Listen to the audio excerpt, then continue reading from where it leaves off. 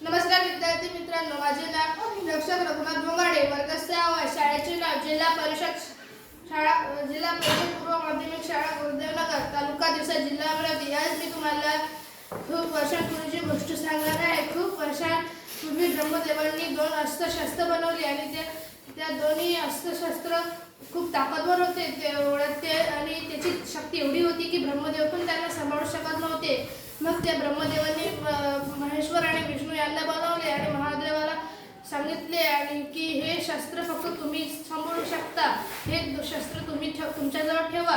मग महादेवांनी ते दोन्ही बाण त्रिशूल शस्त्र घेऊन गेले आणि ते खूप दिवस तपस्या करू लागले। तपस्या करता करता त्यांच्या मनात एक विचार आला, या 2 शस्त्रांची पावर किती असेल, आपण याला कोणावर आजमायचं।